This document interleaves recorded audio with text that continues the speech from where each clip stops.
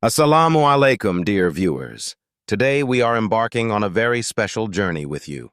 1400 years ago, in the deserts of Arabia, a book was revealed to a prophet who could neither read nor write. And this book describes truths that modern science would only discover centuries later. Coincidence? Or a divine miracle? Chapter 1.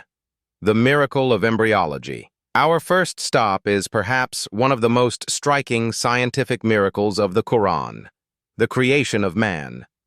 The Holy Quran states in verses 12 to 14 of Surah Al-Mu'minun, "We created man from an extract of clay. Then we placed him as a sperm drop in a secure lodging. Then we made the sperm drop into a clinging clot, and the clot into a lump of flesh, and the lump of flesh into bones, and we clothed the bones with flesh. Then we developed him into another creation." Now stop and think. In the 7th century, without microscopes, without modern medical knowledge, where did this information come from? Nutfa, sperm cell. Alaka, the clinging thing, the embryo. Mudja, a chewed piece of flesh. In the 1970s, renowned embryologist Professor Keith Moore was shocked when he examined these descriptions in the Quran. This is because the description of the word mudda perfectly matched the appearance of a 4-week-old embryo. This stage, which looks like a piece of chewed flesh, can only be seen with a microscope. After this discovery, Professor Moore said, "These statements in the Quran must have been revealed to Muhammad by Allah, because most of this information was discovered centuries later." Chapter 2. The Expansion of the Universe. In the second miracle, we look up at the sky. In verse 47 of Surah Adh-Dhariyat, Allah says, "We built the heavens with our power, and indeed, we are expanding it." This verse was revealed 1400 years ago. So who discovered that the universe is expanding? Edwin Hubble, in 1929. Yes, 1929. This astronomer, observing with the Hubble telescope, discovered that galaxies are moving away from us and that the universe is constantly expanding, and this discovery shook the scientific world. But the Quran had said this 1400 years ago. How could a prophet who could not read or write, without a telescope, without NASA, have known this? Chapter 3. The Secret Mission of Mountains. The third miracle is under our feet. In verses 6 to 7 of Surah An-Naba, Allah says, "Did we not make the earth a bed and the mountains pegs?" Pegs. Isn't that an interesting metaphor? What does modern geology tell us? Mountains have roots that extend deep into the earth's crust, not just the part we see above, just like a peg. And these roots balance the tectonic plates, stabilizing the earth's crust. This fact, understood in the 1960s with the theory of plate tectonics, was already in the Quran. Mountains are indeed like stakes, keeping the earth in balance. Section 4. The Barrier in the Seas. Now let's set sail on the seas. Surah Ar-Rahman verses 19 to 20 say, "He has released the two seas. They meet each other. Between them is a barrier. They do not transgress one another." A similar expression is found in verse 53 of Surah Furqan.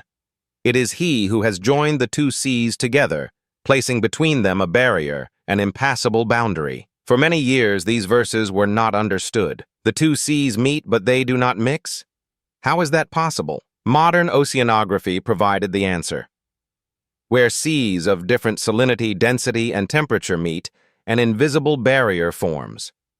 The Mediterranean Sea and the Atlantic Ocean, the Indian Ocean and the Pacific Ocean. They meet, but do not mix. Even Jacques Cousteau was amazed when he heard this verse. Chapter 5. The Descent of Iron from the Sky. The fifth miracle is in metallurgy. In verse 25 of Surah Hadid, Allah says, "We sent down iron, wherein is great strength and many benefits for mankind." Did the word "sent down" catch your attention?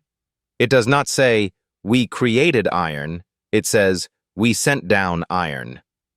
What does modern astrophysics tell us? Iron cannot form naturally on Earth. The iron atom is formed in nuclear fusion reactions in the cores of stars. When supernovas explode, the iron scattered into space descended onto our planet billions of years later. Another striking point. Surah Hadid is the 57th surah, and the numerical value of the word for iron in the Arabic alphabet is also 26, the atomic number of iron. Chapter 6. Fingerprints. In the final miracle, we touch upon forensic medicine. In verses 3 to 4 of the Surah Al-Qiyamah, Allah says, "Does he think that we cannot assemble his bones? Yes, we are able to restore even his fingertips." When this verse was revealed in the 7th century, no one knew the importance of fingertips. But in 1880, Sir Francis Galton discovered that fingerprints are unique to each person. Why did Allah emphasize fingertips as proof of recreating humans? Because even this detail, which seems the smallest and most insignificant, is different in every person. There are billions of people, but no two have the same fingerprints. Here are just a few examples. There are hundreds more in the Quran.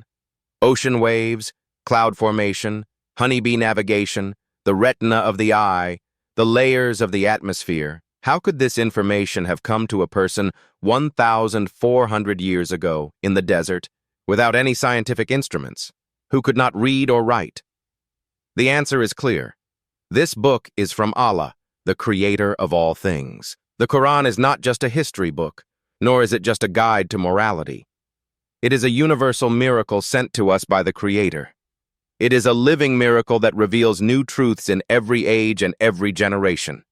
Think, research, read. Because the Quran has been waiting to speak to you for 1,400 years. Our video ends here. If you liked it, don't forget to hit the like button and subscribe to our channel.